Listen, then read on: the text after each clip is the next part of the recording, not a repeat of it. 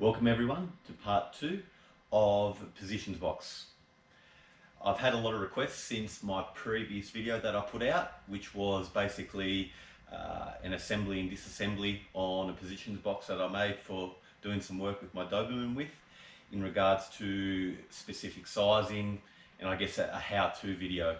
So got some free time this weekend and thought that I would go through the actual manufacture of this Positions Box. I have wanted to do a little update because this box is quite big. I guess the sides probably don't need to be as big as what they are. I have made 2 boxes since this original prototype, I guess you might call it, for some friends, and I used just a little bit thinner board on the sides and it worked pretty well. So there's probably no need to have quite this size of board around the side there. So works out well timing wise. What I'll do, I'll show you, I guess, basic materials that go into the box, hinges, catches, screws, and then basically, yeah, me manufacturing it. What I'll do is I'll probably speed up some of the, not the boring parts, but I guess the longer winded parts, and that way, you know, you're not going to sit here watching me build this for half hour or an hour and a half, depending on actual time. We'll try to condense it down into maybe, you know, a 15-minute video, maybe 2 10-minute videos or something like that. Hopefully, yeah, it'll help everyone out.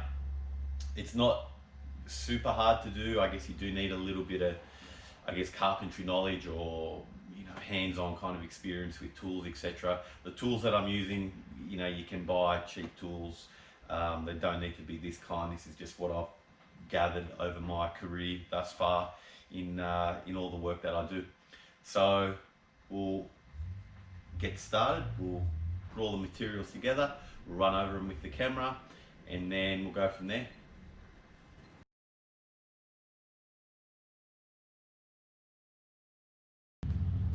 Start with the timber.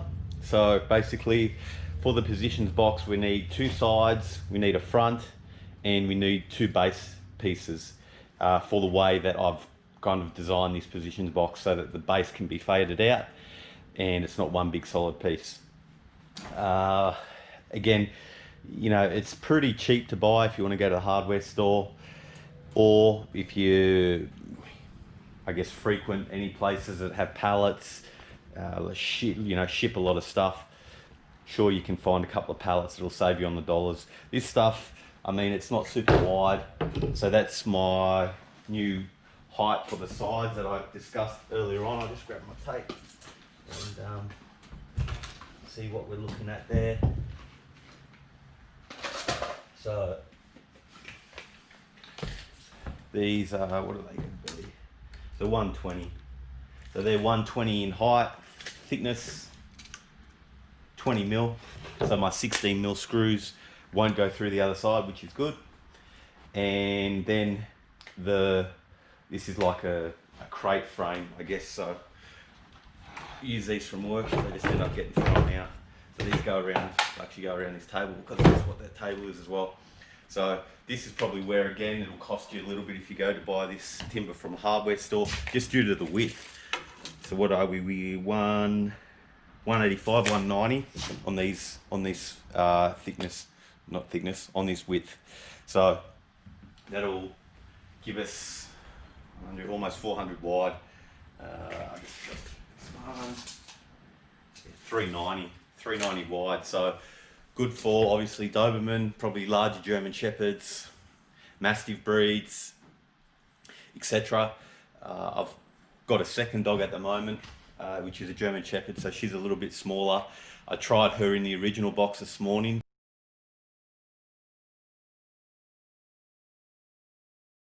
And still pretty good. I could maybe make it a little bit narrower, but it's just more work. I need to rip this timber down. So we'll just keep it at this size. It's very easy for me just to throw in a couple of bits of board if I need to make it a little bit tighter, just to square her up. But for the purpose today, this is a timber that we'll be using. Thickness wise, this board, 19 mil, 20 mil. So again, same as the sides. So cut this up. Once it's cut up, I'll give you some actual measurements on what the length of the box will be, and we'll go from there.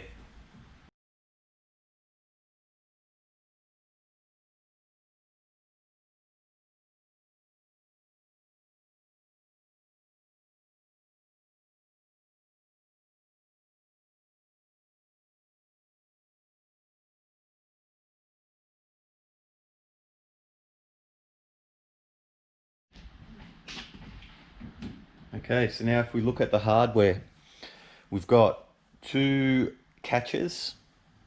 So these catches lock the sides together so that you can start to fold or fade the rear and then the front. So that's just a simple catch. We've got our hinges. So these are butt hinge, 50mm prime coat fixed pin. We've got our timber screws. So these are 5 gauge by 16mm. The most important thing with these screws is to ensure that they're not longer than the thickness of the timber that you're using. Otherwise you're going to have bits of pointy screws sticking out. Not good for your dog, not good for your hands. We've got our aluminium channel. I'm reusing this piece from the original. This stuff unfortunately is the most expensive out of everything. If you can get the timber for free or from pallets, whatever, that aluminium channel will cost you the most. So we've got a long piece for the rear, and then I've got a little offcut from when I first made. I'll cut this one in half and we'll use this for the new one so that you can see that one's already got the holes drilled in it. The same process we'll carry out with this one. So a little bit of a how-to. We've got our two M6 by 50-ish metric, or metric here in Australia. So metric bolts and a wing nut. So that is for the front. We've got our two M6 by probably 25, 30. So that's for this rear piece here. It locks the back of the positions box in together. And then we've just got some joint mate fluted dowels. Again, I like to do that because it just locks the two base pieces together nice and firm. You probably don't need to do that. I've got a jig that I may use. You can just square it up and drill it by eye. It's not super critical. So that's the hardware that we'll be using for the positions box.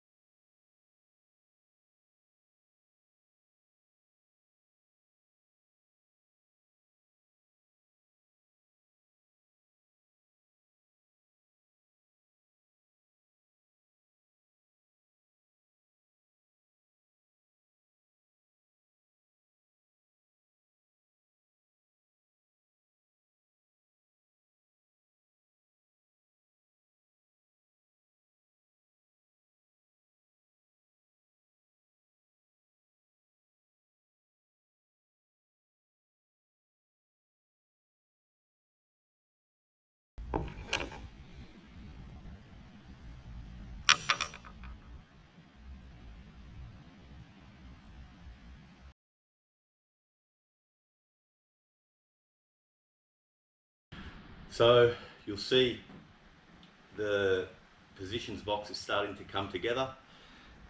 I didn't worry about removing the nails from these side pieces because I'll cut them off on the saw. You can see that there's plenty of length on these side pieces compared to the bottom, so I'm not short of timber there.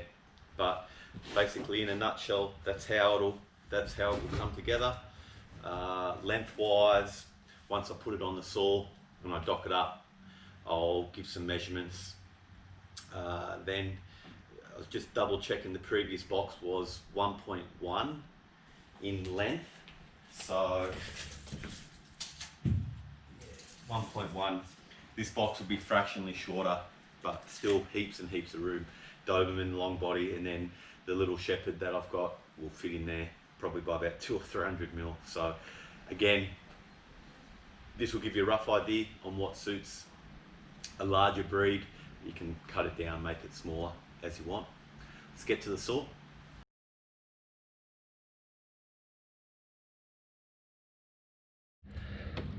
So I'm just going to square these ends up first. Remove the nails from one end.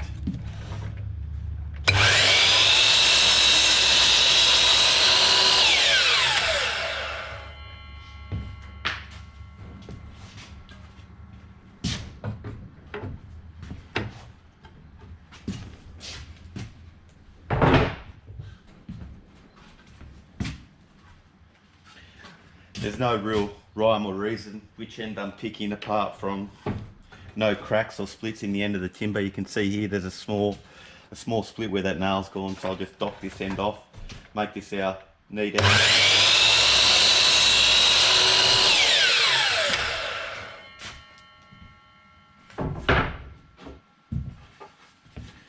Okay, so now we'll move to our bigger board. So again, just seeing what's what on each end. Each end looks square, pretty much the same. This end's a little flatter. So start here, square this end up.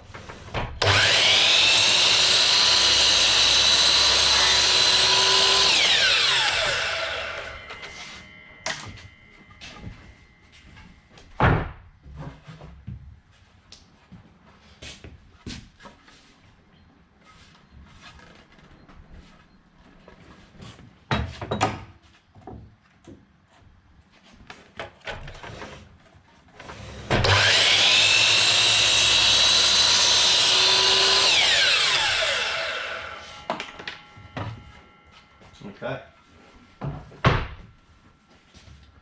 so what we'll do now, got a nice square cut on one end, we'll work out our length. Again, I reckon this is going to be around 1 metre.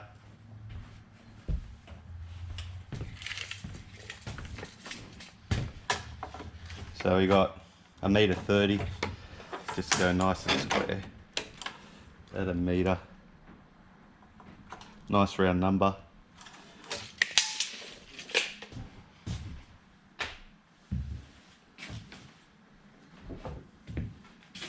So what I'll do as well is I'll cut both of these at once. The saw has obviously got plenty of capacity to cut too deep.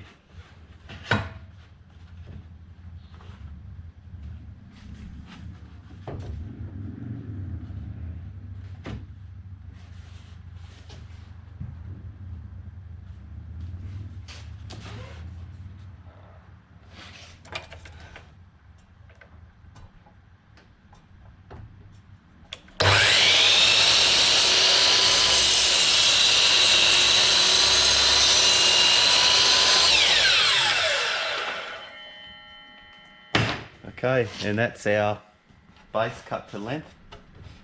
So that's 1 metre long.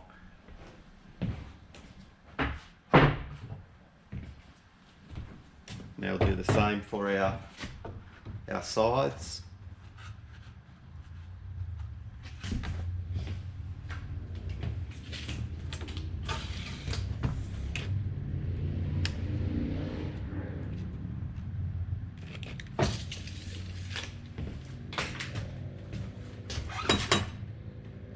Probably just knock these off just because it's a little bit uneven, those nails on there.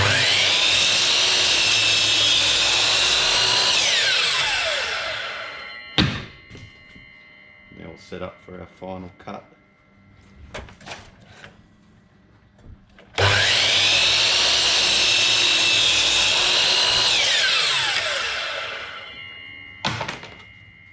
Okay.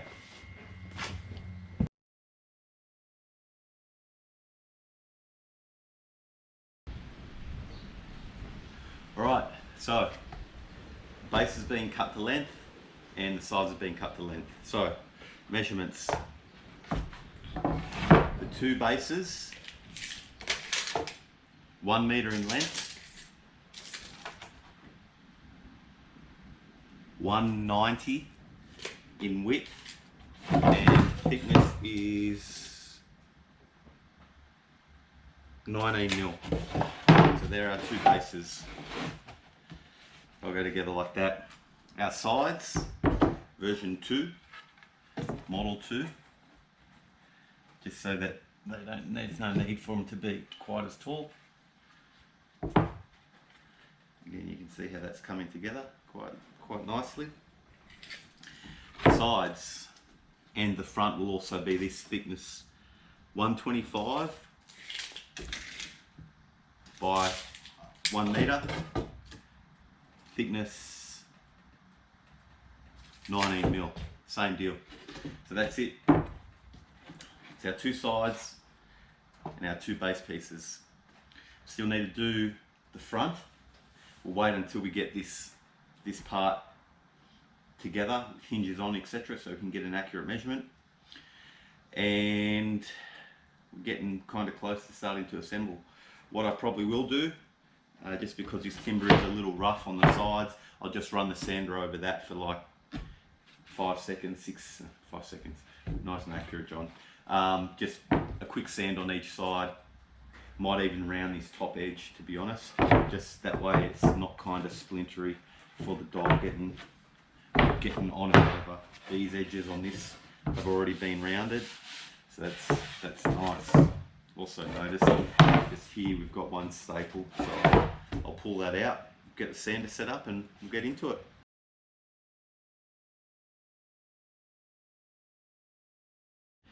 Okay, now before anybody asks, no, you don't need to do this.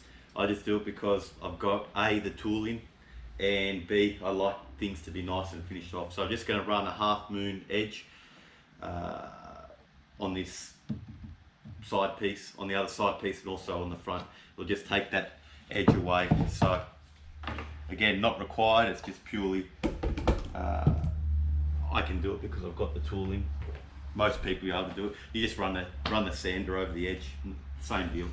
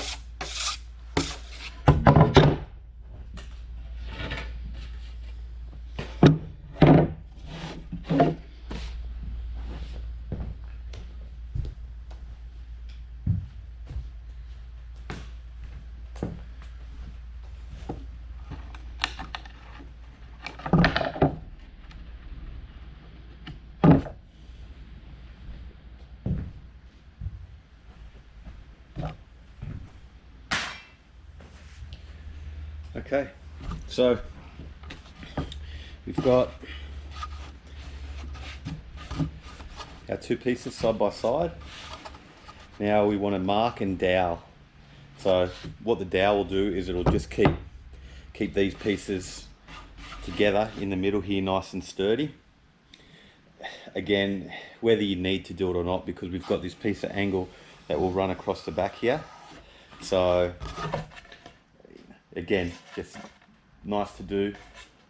Just trying to work out which side looks best for a little bit of a hump here. Probably can't see it, but maybe just here So I'm thinking that will probably be better to be in the middle so that I've got a nice square edge for my sides, which will mean that this will push up a little bit. How about this one? How's this guy look? Dead idea. Doesn't matter. So to the back. That pushes together nicely there. Alright, so I'll mark this with a square and a rule, which I will grab now. I did have a pencil, but pencil has gone walkabout.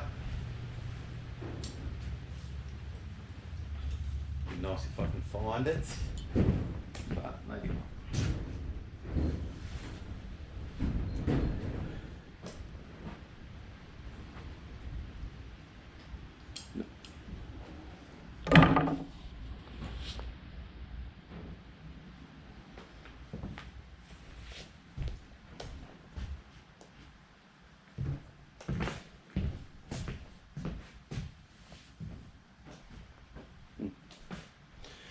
Alright, so with the dowels, again, not super critical. The back's going to be tied together. The front will be tied together. So basically we divide this into thirds. I'm going to try to avoid this hump because I know I'm not going to get it 100% square there. So I'm going to come in 300 and 300.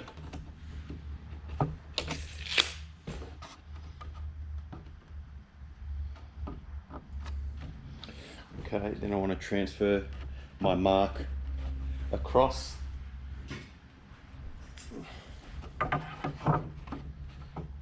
Again, you don't need to use a square.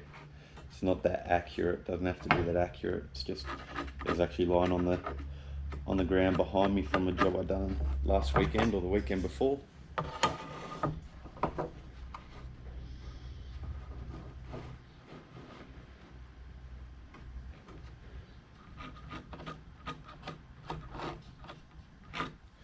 Okay, so obviously this side will be my up, so I'll probably just mark that with a small U there and a small U there.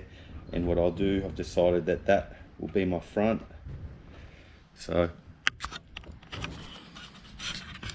you can just see up and front, so that way it's nice and easy to know that this will be the front of the positions box there.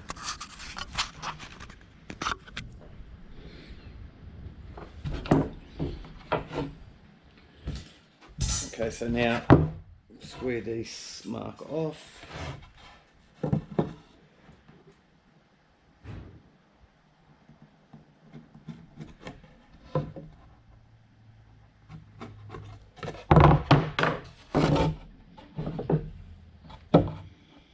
If you're just thinking about it, one consumable that I probably missed in that start was a little bit of PVA wood glue. Bring that into the frame shortly. I'll grab my doweling kit.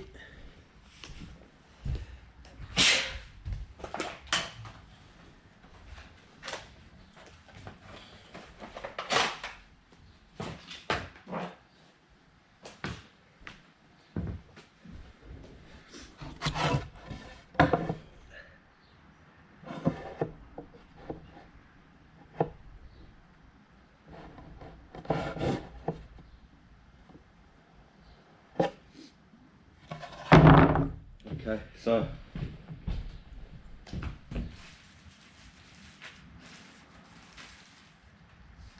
these are a 10mm dowel.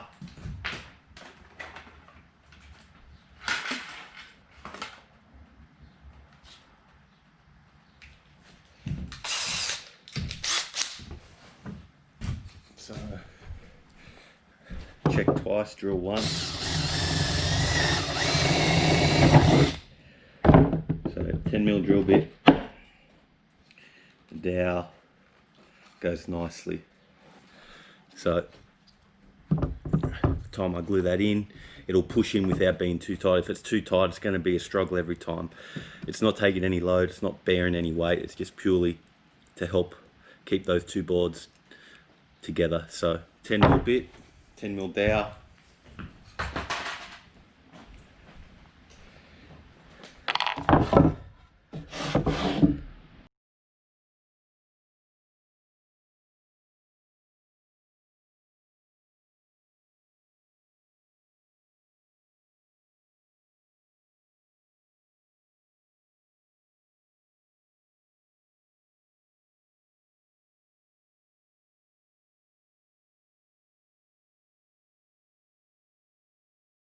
Alright, so one dowel, two dowels, so we'll glue those guys in. This dowel actually can probably go a little bit further. Looks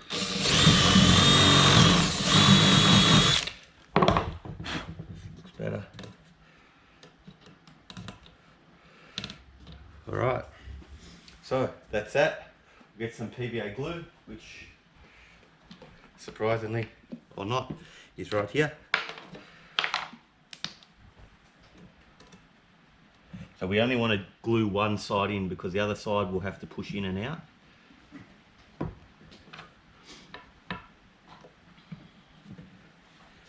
And it won't matter too much if you use this and muck around with it before it dries fully.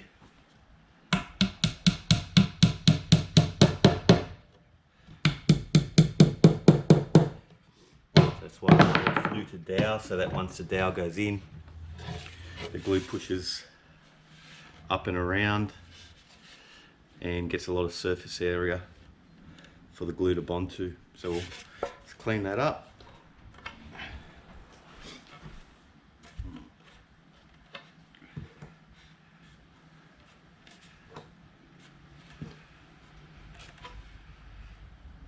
Okay, so basically what that doweling tool does is it just centers the dowel in the piece of board so that it's nice and square. That's it. So we'll do the second side now.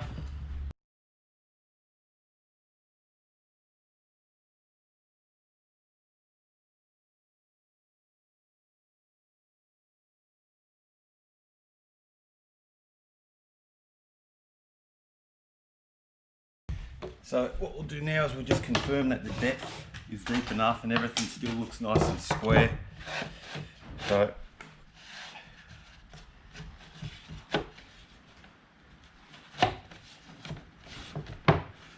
that's it. Nice.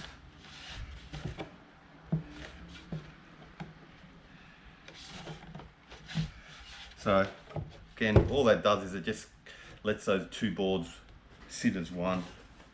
That's purely it. It's going to be mounted here at the back and also across the front. So yeah, again, just use your own discretion whether or not you think that's required, but that's how we do it. Okay, with this one done now, we've got the sides. We can probably start to either cut the sides in half or we can rebate this piece here for this piece of angle. So what I mean by that is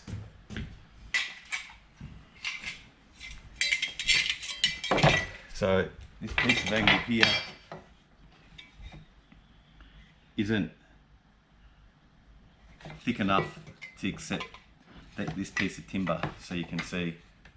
So what I need to do is just rebate just a little bit off this back edge so that this will slip through, because go back to our arrow so we know front's this way, but this goes across the back and it locks the back in all together nice and square, and then on the front these two pieces will go this way, that pushes into there and locks in. So that's how that works. So we might look at rebating this first before we go too much further, and then we can start to fit some hinges and keep moving on.